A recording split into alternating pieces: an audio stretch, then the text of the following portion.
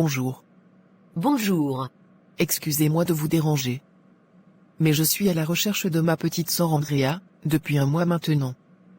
On m'a dit qu'elle priait dans cette église. Et c'est que maintenant, que tu viens la chercher. J'habite pas dans le pays. Et mes parents n'ont plus de relation avec elle, car depuis qu'elle a commencé à prier dans votre église, elle est devenue impolie, têtue et orgueilleuse. Dommage. De toute façon, elle n'est pas ici. Et moi j'ai plein de boulot. Tu peux maintenant partir. Je sais pas pourquoi. Mais je sens que vous me cachez quelque chose, mais je vais le découvrir. J'ai dit qu'elle n'est pas là. Sans effet, au nom de Jésus. Vous essayez de faire quoi là? Je m'en vais déposer une plainte à la police contre X. Et j'espère que votre église n'a rien à voir avec la disparition de ma sœur. Je suis vraiment désolé madame. On a tout essayé. Malheureusement il ne vous reste pas plus de 3 mois à vivre. Je peux par contre vous recommander une bonne psychologue pour vous accompagner pendant toute cette période, afin de vous aider à surmonter cette difficulté dignement.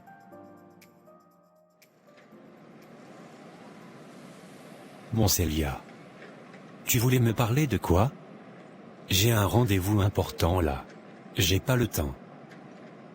Je suis enceinte de 3 mois. Oh, félicitations. C'est qu'il le père? Pardon? Bah. Il a bien un père ce bébé non?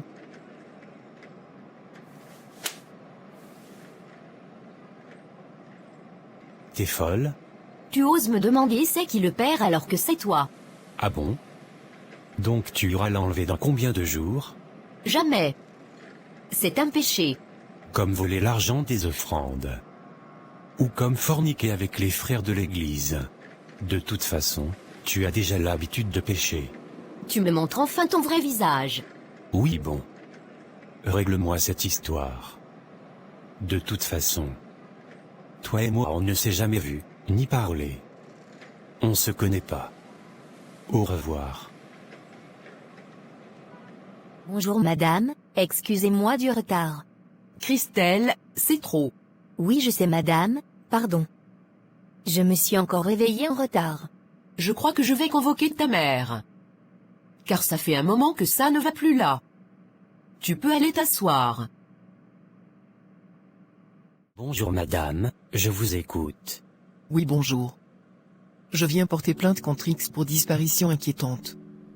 Je soupçonne une église d'avoir fait du mal à ma sœur, qui n'a plus été ni vue, ni aperçue depuis un mois.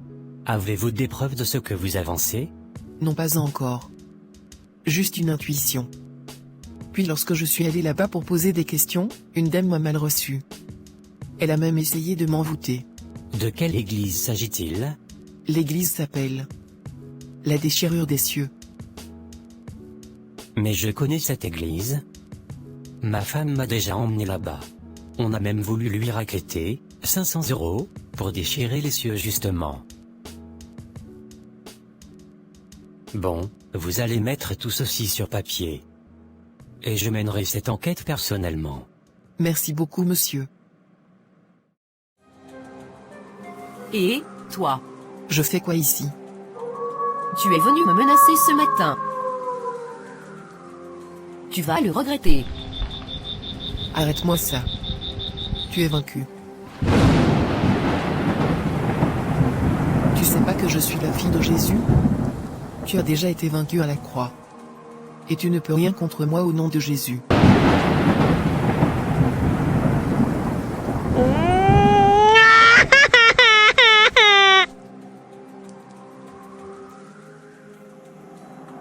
Ô Seigneur. Cette femme est une vraie sorcière. Andrea doit vraiment être en danger. Seigneur Jésus, aide-moi à la retrouver. Que se passe-t-il?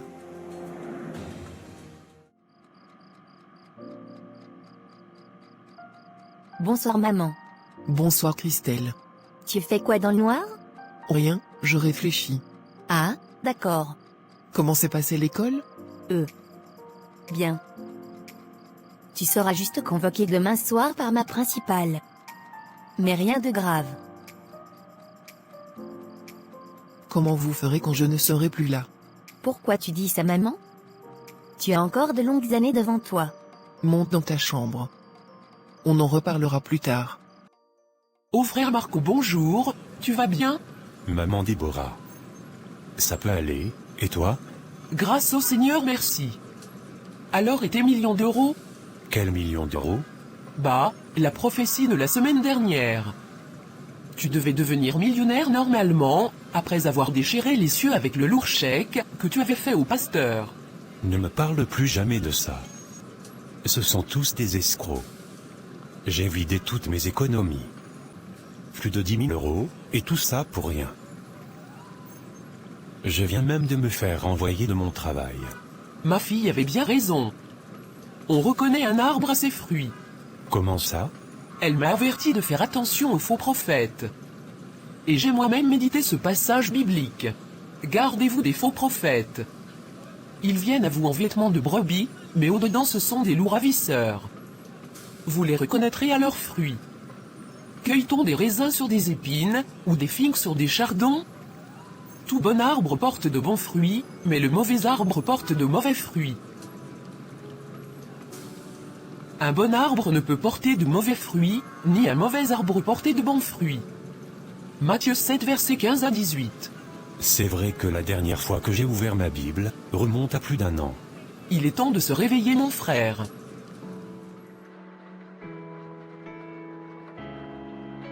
Mais que se passe-t-il après la mort? Est-ce qu'on ira tous au paradis? Comment savoir? Il me faut une réponse. Vite. Je n'ai plus beaucoup de temps.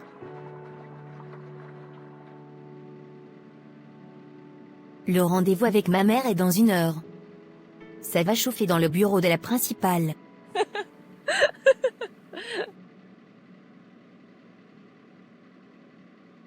Ça te fait rire? Non, c'est pas pour ça. Mais tu devrais regarder cette vidéo. Mais c'est mon grand frère là. La vidéo circule sur les réseaux sociaux depuis hier soir. Hier j'ai pas touché à mon téléphone de la nuit, pour dormir tôt et ne pas me réveiller en retard. Tu connais la fille sur cette vidéo? Non.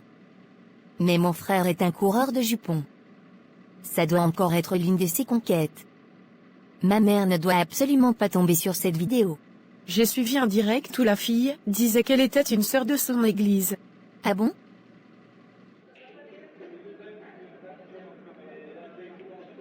Alors, tu as passé une bonne journée? Oui, plutôt pas mal. Et toi? Bof. J'ai encore vu la patiente dont je t'ai parlé hier, à qui il ne reste plus beaucoup de temps à vivre. Oh, c'est triste. Elle me posait des questions sur la vie après la mort. Mais professionnellement parlant, je ne pouvais pas lui répondre. Comment ça? C'est ton rôle en tant que chrétien. Si le Seigneur t'a placé à ce poste, c'est aussi pour le servir. Tu ne peux pas cacher la vérité. Hein? On n'allume pas une lampe pour la mettre sous le boisseau, mais on la met sur le chandelier, et elle éclaire tous ceux qui sont dans la maison. Que votre lumière luise ainsi devant les hommes, afin qu'ils voient vos bonnes œuvres, et qu'ils glorifient votre Père, qui est dans les cieux. Matthieu 5 versets 15 à 16. Tu lis la Bible maintenant, toi? Oui. Il y a un temps pour tout. Un temps pour l'ignorance et un temps pour la connaissance. Il y a aussi un temps pour se repentir et se convertir véritablement. Oula, qu'est-ce qui t'arrive? Je te reconnais plus. J'ai juste rencontré véritablement le Seigneur. Et maintenant il me donne la compréhension de sa parole. Aujourd'hui c'est ta patiente qui est condamnée. Et notre tour à nous aussi arrive. Le Seigneur est passé par ta fille pour m'interpeller. D'accord, amen. Sinon on a déjà des pasteurs à l'église. Tu vas pas venir jouer les pasteurs à la maison aussi, hein? Quel pasteur là? Tu me parles de ceux qui annoncent de fausses prophéties et qui nous dépouillent? De quoi tu parles encore? Je parle du frère Marco par exemple, et cette soi-disant prophétie qu'il annonçait futur millionnaire là. Non seulement il n'est jamais devenu millionnaire, mais en plus il n'a plus aucun sou, en plus de s'être fait renvoyer de son travail. Voilà ce que ça donne, de plus s'attacher à l'homme, plutôt qu'à Elohim. tout ce que je dis, c'est la vérité. Elle m'a drogué pour avoir des rapports avec moi. Pourtant tu es responsable de la jeunesse de l'église. Tu dois veiller sur tout ça. Oui, je sais. Je comprends pas comment tout ça est arrivé. C'est pas grave. On va payer des youtubeurs pour faire un direct, et démentir tout ça. Je pense qu'il serait plutôt mieux de la payer elle directement, pour qu'elle nie tout. On réglera cette histoire en interne, pour ne pas salir l'image de l'église. Merci papa.